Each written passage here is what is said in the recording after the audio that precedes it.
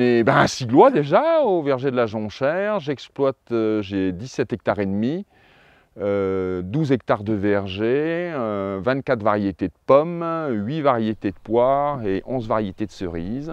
Et puis des haies plantées, surtout un couvert et le logement pour les oiseaux. 14 nichoirs pour la mésange, un nichoir de reproduction pour la chouette effraie, 2 nichoirs pour la chouette chevêche et un nichoir pour la chouette hulotte. Et puis aussi un truc un petit peu original, j'ai aussi 2 nichoirs pour la reproduction de chauves-souris. Voilà, donc ça fait un environnement que j'essaye de conserver, justement par toute cette herbe qui reste au sol, les orties, les haies, un écosystème essayé de remise en place pour que mes oiseaux ils se sentent bien aussi chez moi. J'ai essayé d'avoir des bosquets, un petit peu d'arbres aussi différemment à d'autres endroits. Voilà. Je pense que pour faire ce métier, il faut être à 300% dans l'exploitation. Donc il faut vraiment être déjà observateur et de son verger, de son environnement, des arbres en général, mais aussi du fruit, des plantes, tout ce qui se passe dans la vie la vraie vie de la nature. Jusqu'à il n'y a pas très longtemps, j'étais 100% en vente directe.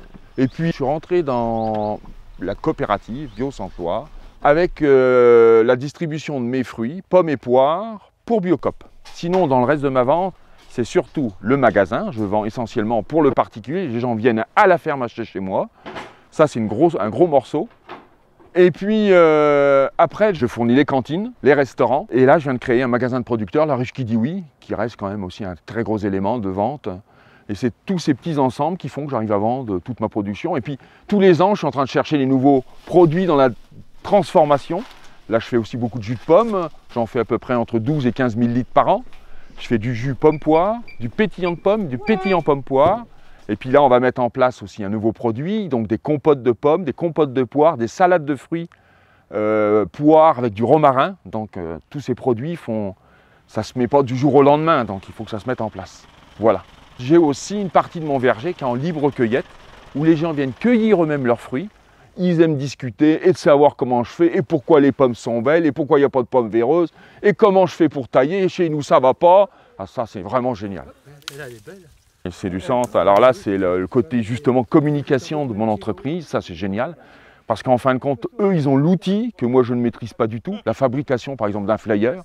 On a pu faire quelque chose de super sympa, qui me convient et qui me ressemble aussi. Et puis tout le support de communication qui va avec. Les petits sacs. Je vois pour mon magasin, c'est le bonheur. Parce que j'y mets des pommes, j'y mets des bouteilles dedans. On voit d'où ça vient. Ça me plaît.